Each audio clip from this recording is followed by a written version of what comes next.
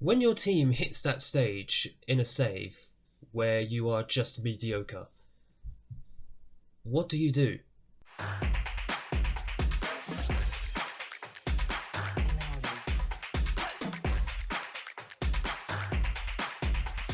Hello and welcome back to episode 17 of Unemployed to Legend with Norwich City. My name is Craig and coming up in today's episode is just a one match episode this time around, home against West Bromwich Albion in the Premier League. And a big part of that is because I do want to go through the state of play here at Norwich City as we have now hit the 2-year mark of being at this club. Before we get into the episode though, thank you all so much for your support so far on this series. It has been absolutely fantastic, the continuous support you've been giving. If I may ask, if you just hit the like button down below, make sure you smash the big red subscribe button and turn on the notification bell so you don't miss the progression of this series as we head through the summer in real life. And that's what I want to go through today, is the progression of this club, because let's just show you how the recent form has gone down since you were last with me at the end of September. We've done okay. I mean, it's been sort of hit and miss. We've got victories, draws and a defeat in there, but that's the problem. It's just okay.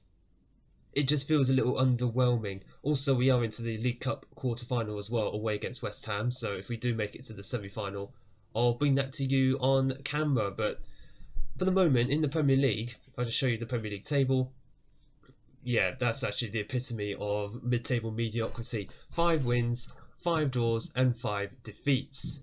So why does it feel like that it's actually stagnating at this club? Well, I mean, I look at this tactic and I just think, I've tried making those tweaks to it. Maybe it's not the right sort of tactic to actually be using, but neither does a 4-3-3, neither does a 4-2-3-1, because we don't actually have that good of an attacking midfielder. So this one kind of feels like the best fit for this Norwich team, especially as we look much more dangerous with 2 players up front, well, 2 strikers up front. But Nani hasn't exactly been hitting form this season. He's only on a 6.84, 3 goals and an assist in 14 appearances. Not quite the superstar we thought he was going to be. Mikola Martinyuk, on the other hand, has looked very, very good. Yes, his average rating is not the highest, but 4 goals and an assist in, 10 league starts? And he scored 3 in his last 5, so he's definitely a striker who is in form, which is why I'm very happy to be playing him up front. And someone like Manuel Navarro as well.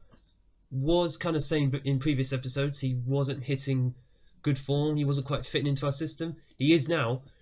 His average rating, it kind of says how low it was in the first place, but he has started to hit a little bit of form. I know it looks like it's mediocre, but from the match engine, he's been much more direct, much more involved in our attacks, and he's getting forward much more often. At 21 years old, it's about time he started to develop a little bit more, but he is, in the match engine, you just see him getting into the penalty area a little bit more, in fact a lot more than he used to. So I'm kind of happy with how he's doing that.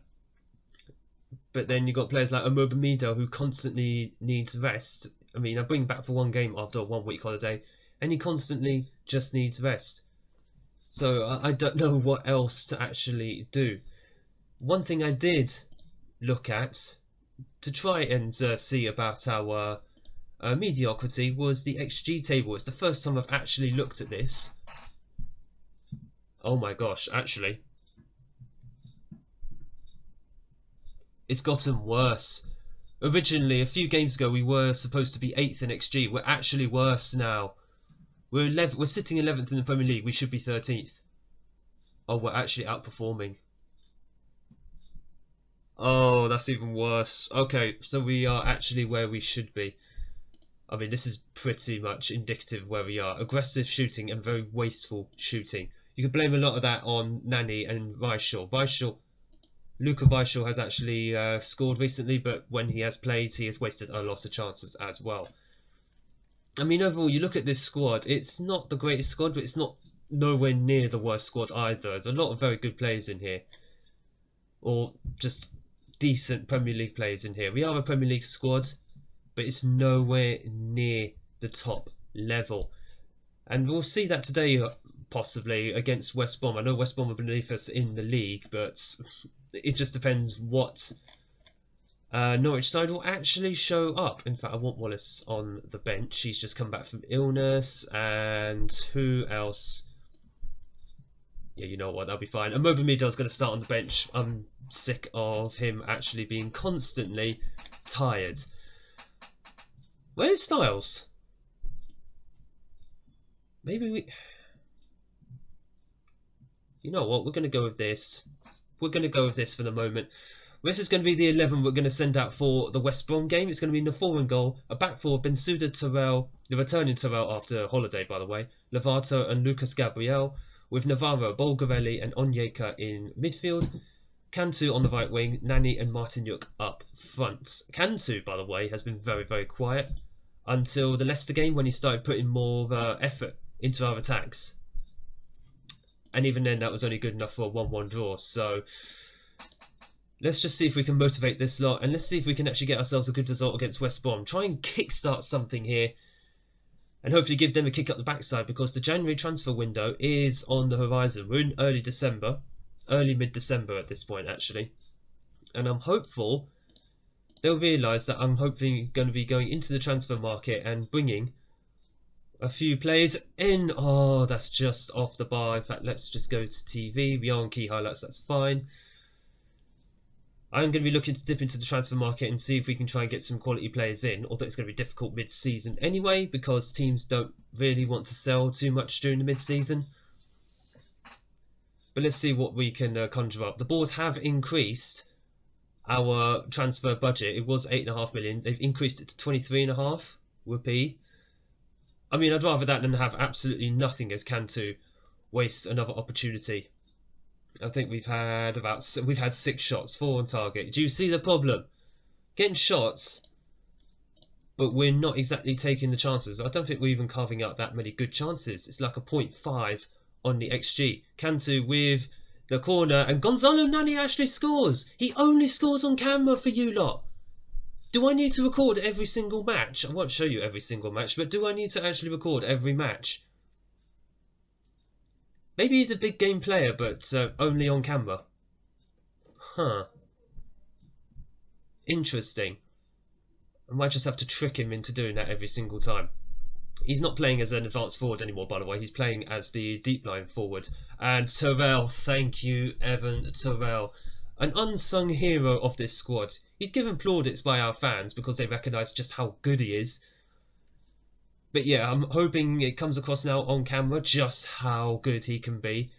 14.75 million, so just shy of £15 million. We bought him in from Championship Portsmouth. Maybe we'll have to have a look at the Championship a bit more often for players. 2-0 at half-time. That's a very good scoreline. Let's keep it up in the second half. Thought almost clicked out of the game there. I just want to see us see if we can just rack up some goals today. I think that's something, apart from the game against Brentford we had recently where we scored 4 goals. A miracle. Other than that, it's been a struggle trying to score many goals. And that's something we really need to do a lot more of if we are going to kickstart the rest of our campaign. There's a lot of tired legs out there, so what we're going to do, Gabriel's going to go to the left-hand side. Bensouda's going to come off for Wallace. And there's actually quite a few tired legs out there. Onyeka is tired. Stars is going to come on. And I think we'll hold off on that final substitution. Just beef up the midfield and our defence just a little bit before we make that final substitution. Cantu with another corner. We've looked very dangerous from the set pieces today. It's where both of our goals have come from. You see the problem about scoring from open play. As the ball was cleared, but only as far as Terrell. Bolgarelli into Cantu. Let's see if we can create a little something. We didn't that time, but the ball is back with Lovato. Get out of each other's way, guys. Thank you very much. We go again from the back. Gabriel into Nani. Plays it forward. There's Martinyuk. Just blazes over. Martinyuk's got some deceptively good pace on him. He's not the quickest player in the squad by a long shot, but he's decent. He's decent. And let's have a look. I think we got a game in midweek, so I just want to rest a few players. I should beef up the midfield a little bit. Eggestein is going to go on. Yeah, we'll play him in that attacking central midfield role. Let's just see if we can create something else from here. Wallace. I thought we were about to lose the ball there. Eggestein, play it over. That's it. Lucas Gabriel. More than capable on the left-hand side. Eggestein. Play it through. And there's Cantu. That's not his first goal of the season. Don't read too much into that. It's still wrong. It's his second goal of the season. Wait, is it? I'm pretty sure he scored recently. I'm going to have to check that. Regardless, it's nice to see Cantu on the score sheet. He really does it. He's more of a contribute type of player. An assist type of player. Not so much this season. I don't know why he's been so quiet on the right-hand side. But he's someone who I'd rather have in the squad than out, because it's either him or Harvey Elliott. Do you see the problem? Oh, I thought Lafort was going to get chipped there. If he got chipped there, Van's like 6'3". He should not be chipped under any circumstances from there. Let's just waste a bit of time down. No point killing the players. Like I said, we've got a game in midweek. So I would rather just keep a little bit of energy for that game. Styles into Cantu. Martinyuk. No one got a shot off. Of course not. Oh, Wallace is on the right-hand side on the overlap. Nani. Cantu with another goal, but there's a suspicion of offside there. Might have been fractionally offside. We're going to VAR. I mean, I don't mind. If we win 4-0, that's fine. Oh, we are going to win 4-0. Excellent. I was going to say, as long as we save some goals for the game against Sheffield United, I'm happy. But I think this is indicative of our season. There's teams that we are way better than, aka the teams down near the bottom of the league, but when it comes to the teams near the top of the league, we struggle heavily, and I suppose that is to be expected. The Premier League is so overpowered in FM22. Change my mind. Change my mind on that, because it really is. The likes of a Liverpool, Man U, Newcastle, Chelsea, so strong. Even Brighton, they're third in the league. They're just championship quality. And we've had a look. They haven't exactly had a tycoon takeover, but they're just so strong up there. Although we had a good result against them earlier in the season. We beat them 1-0 at our place. Drew 1-1 against Newcastle away. You'd have seen that in the schedules at the beginning of the episode, but it's just inconsistent against these teams. We are sitting 10th at the moment, which is nice, it's good. But we're not that much better than probably 8th to 10th at the moment. Right, what we are going to do, we're going to come back for somewhere in January. Ironically, we're playing our old team Wickham in the third round of the FA Cup. That's hilarious. If we get to the semi-finals of the League Cup, then I'll show that, but otherwise we'll come back with a few January transfers, hopefully. I honestly don't know who we're going to get in, but we'll see what we can make happen. Maybe we might have to sell 1 or 2 players. I have to figure out, though, who I'd want to keep and who I'd actually want to get rid of. We'll see what happens. We've got 23.5 million. Might be a few surprises in next episode when we come back. If you have enjoyed this episode, make sure you hit the like button down below, click the subscribe button, and make sure you turn notifications on so you don't miss upcoming episodes of Unemployed to Legend. Thank you all for your support on this series so far, and I look forward to seeing you all in the next video.